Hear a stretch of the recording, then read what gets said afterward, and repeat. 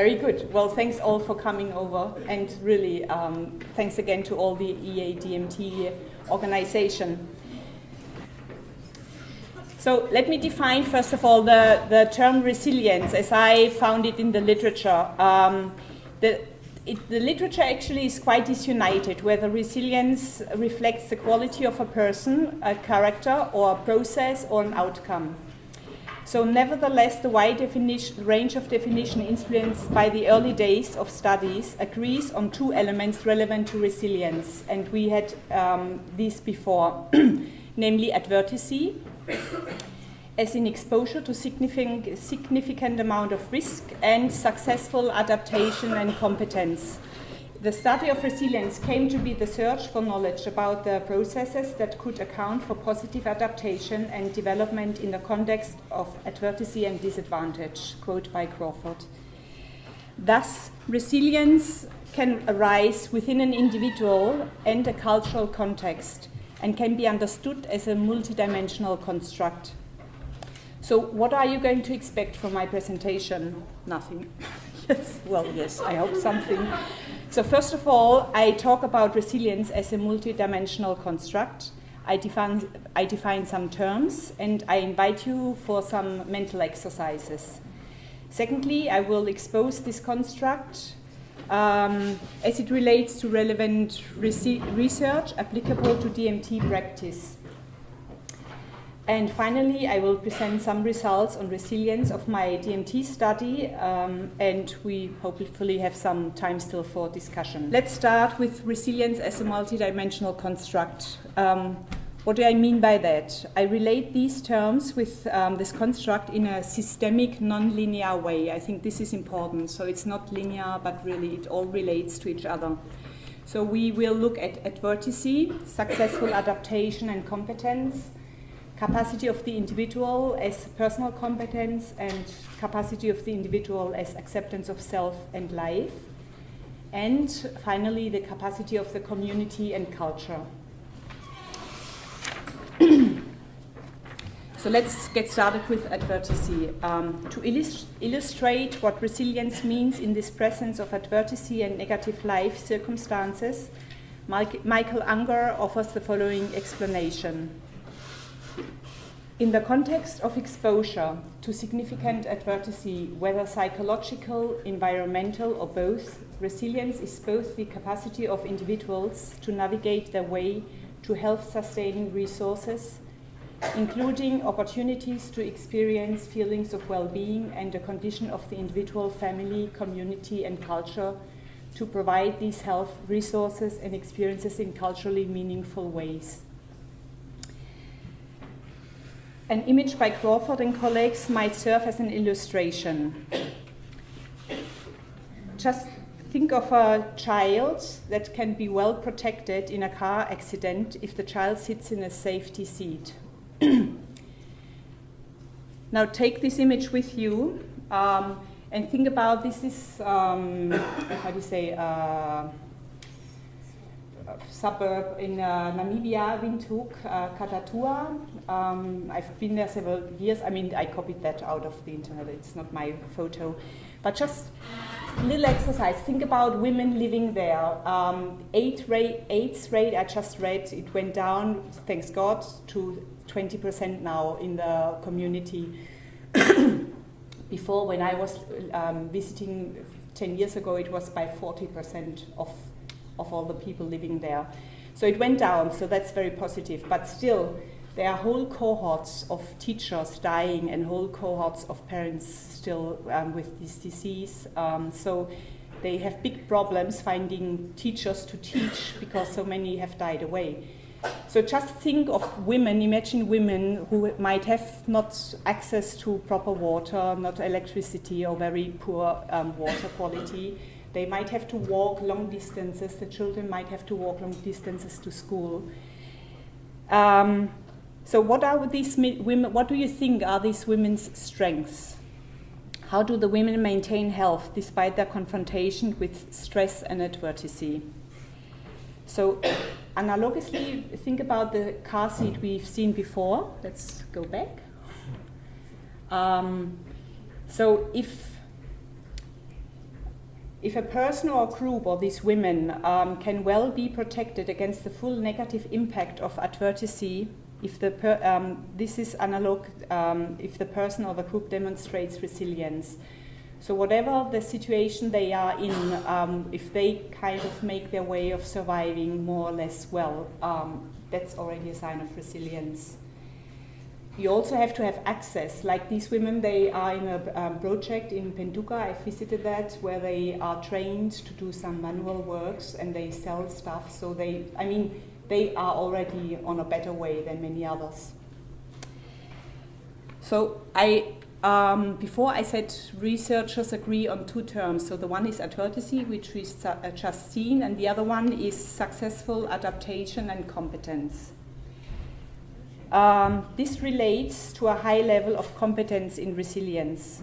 This includes different domains of adaptation to justify and indicate resilience. If successful adaptation can only be seen in one domain, we don't talk about resilience, to be really scientific. For example, an at-risk maltreated child is exposed to high stress, might be academically well, and I think we probably all know very well, academically well-off children, and we know they might have a horrible situation at home, but they might show social problems or emotional problems or behavioral problems. So then we wouldn't speak about resilience, to be close to the term, what the origin means. So resilience research typically consider multiple theoretically important domains in operationalizing positive adaptation. Lather and colleagues state there's no question that all individuals, resilient or otherwise, show fluctuation over time within particular adjustment domains. However, there is increasing evidence that overall at-risk children who excel in critical domains continue to reflect generally positive adaptational profiles over time. So let's go on with our little exercise. If you stay with these women we've seen before and you thought about before in your mind, so just imagine what personal and social, economic, political resources do you think are realistically available and accessible to these particular women? Given the context in which the women live, how are they doing how are they doing compared with others in similar circumstances? And given the women's strengths and access to resources in their family and community, how do the women cope and sustain well-being despite the adversity they face? So just a few seconds to think about this for yourself. So with all these questions, or just one question in mind, try to summarize the women's strengths and assets, both internal and external, that sustain their well-being. In other words, what are their competences, or what resources are missing, and what resources are plentiful? So we talked about the two elements relevant to resilience, the adversity and the adaptation and competence. So let's think about the capacity, as you remember, the capacity of the individuals. And I think we had quite a lot of talks about that from clinical vignettes today, where the focus is more on the individual. So there are some standardized questionnaires out there to test or to receive the level of resilience from people. So there's one test which tests psychological resilience as a personal characteristic. So as we've learned before, that's only one viewpoint of looking at resilience, but we do that now. So that scale consists of two subscales, namely personal competence and acceptance to self and life, and I will come back to that later on my own research. So if we look at, we can look at it already now. Personal competence scale features self-confidence, independence, control, flexibility, and endurance. For example, with items such as, if I have plans, I follow them, or if I have enough energy to do whatever I have to do. The other subscale is the acceptance of self and life. That characterizes adaptability, tolerance, flexible view of oneself and one's own life. Examples for items are, I like me, I take things as they come. So let's move on. So we looked at capacities of the individuals. If we look at capacity of the community and culture, in that context, Unger talks about the four intervention missteps, and I think that's, for me, it was relevant for DMT. So he says, if we are centered on the person is burdened with finding a solution. If we have a simple view of the problem and in its context, there are limited numbers of solutions. If we think only of a typical solution, people's own solutions will be seen as inferior. If we dominate with our culture, others will be oppressed. Now the good thing is, he also has to offer some intervention principles. So he recommends to be decentered in the solution finding, so not to bury the person with finding solutions alone, to think complex, so resources are unlimited, and to think atypical, all solutions are valued, no matter what kind of solution come up, and solutions are culturally relevant.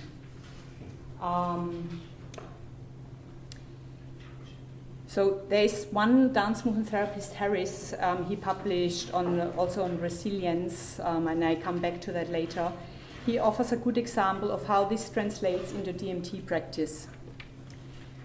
Engaging cultural resources, including those associated with creative artistic expression, has been shown to enhance communities' resilience in the face of terror and deprivation, and to cultivate children's capacities in particular. I think that's really crucial. We heard before about help needed in European countries, which is really very close, neighbors. So keeping that in mind, I think that could be one of several guidelines. So we already arrived at the second part, which I wanted to talk about. How does the multidimensional construct relate to relevant research applicable to DMT practice? So DMT has been described to foster resilience as a movement-based prevention and to strengthen resilience in clients, for example, with eating disorder, or we have had many other examples today in really very interesting presentations. However, DMT research on resilience is scarce. What's the scarce? Scarce. Oh, S missing. So applied DMT projects suggest that DMT fosters community and cultural aspects of resilience. It improves participation, social life, hope, spirituality, and it enhances resilience in culturally meaningful ways. So I talked about Harris before. So he reported, probably you might know about the, I can't remember the title of his articles, but he reported about the Dinka initiative to empower and restore that offered primary prevention African refugees, adolescent torture survivors living in the US. The project included a set of traditional dancing and drumming events and strengthened group cohesion, and reinforced preventive and reparative capacities and traditional coping mechanisms. He also did a second program in one of the countries in the war zone in Sierra Leone with former child combatant adolescents, where he taught skills to reduce hyperarousal, manage difficult emotions, and integrate extreme traumatic histories through improvisational dancing and revitalizing psychosocial support. Another example I want to suggest is that's more a dance-based project, which I just discovered. Really, it's not that old. I think it started only in 2009 in Namibia. Don't have to read all about that. The dance project addresses individual, community, and cultural aspects of resilience. Thereby, it avoids the intervention missteps and integrates the principles mentioned by Unger. So let's have a look on some just pictures which I copied. So what they do, they apparently teach, I mean, the big theme there is a prevention of HIV, apparently. So what they do is a lot of, they found out, as Harris really described it before, that culturally meaningful ways, which is they are also dancing and artistic expression, that they use that capacity to set up dance programs involving young and youth people. At the same time, they include the community and perform and talk about the project. So it's decentered and it's centered in the community as well. So it takes quite a complex view. They also give out preservatives, that's the English word, to talk about safer sex, etc. So it's also a kind of an educational program at the same time. They teach the youngsters, very young children already, and always present and include the community around. So it takes a very complex view to the problem, it values all solutions, and it's culturally relevant. Thus, the dance project fosters individual, community, and culturally based resilience in a very concrete, applied way. This might perhaps also for some what you were asking before for help. This might perhaps bring up some ideas about helping here in communities in a bigger sense instead of just the therapy room, but really more in a community or even culturally based way. Not that I have any ideas right now, but just it might stimulate some ideas. So let's come to the last part, resilience research in DMT. Oops, that's one of the performances. Results on a DMT study. So I'm talking about my own study because unfortunately I didn't find any other research done or dealt with resilience. It's not that I was focusing on resilience when I did the study, but themes which came out from colleagues which I interviewed really concentrated also on resilience, on many others, and it's just a sub-result of many other results. But still it was interesting because as I knew the scales, I thought, oh, this sounds like. So there is, I did the internationally internet-based survey, which I conducted in 3 German-speaking countries, Germany, Austria, and Switzerland. And 113 colleagues, students, and whoever was working with elderly responded. To identify, besides other things, resilience themes that came up in DMT sessions with the elderly. The survey was conducted to document therapists' expertise with the elderly and to learn from their knowledge. The dance therapists were asked, do you think that the older people benefit through DMT? What themes emerged in sessions? Which therapeutic interventions do you apply? And what are your recommendations for working conditions? And what coping strategies are important for the therapists? So what we actually look at are the second and third question.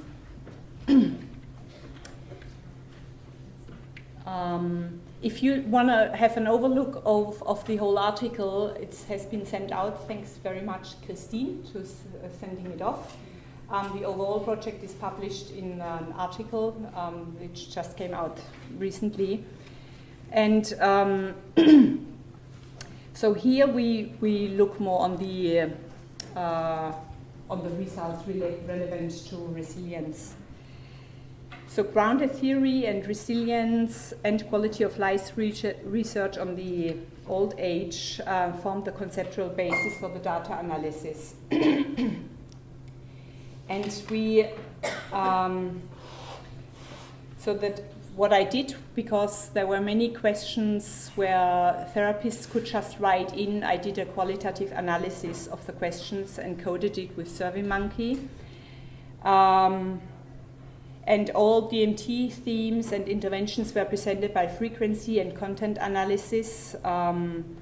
So the resilience themes is really a minor result. There were other themes mentioned much more. So actually themes related to acceptance of self and life was mentioned 8 times by colleagues, and themes related to personal competences, what they see came out in client groups, was mentioned 4 times. But still it's interesting, and because they also gave the intervention, I kind of looked, so what interventions would they do to foster this kind of themes? And that was the overall for this, and I think that's really impressive because there were so many answers, and people did agree on these main 3 interventions. So expressive work supports coping mechanisms, that's what they agreed on. Self-massage promotes self-acceptance, and gradual movement flow fosters relaxation. So if we go a bit more into the examples, and then I really come to an end. If we look at acceptance of life and self, I differentiated a bit more what they said. So they were really talking about biographic work and expressive work, that would be an important intervention. And the experience of older age varied from having fun and enjoyment to struggling with life and self-devaluation.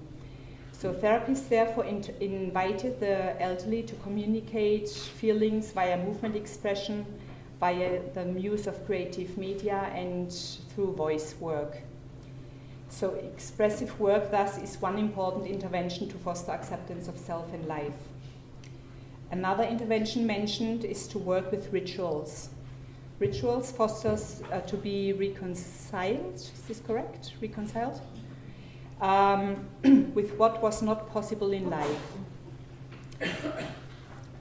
Additionally, self-massage and partner massage may decrease self-devaluation and reconcile with one's own body and self. So let's continue with the interventions that foster personal competence. The elderly express their fear of not being able anymore to do things or being less efficient. One treatment goal, therefore, is to guide them to simple movement exercises and offer them movement experiences where they are successful and competent.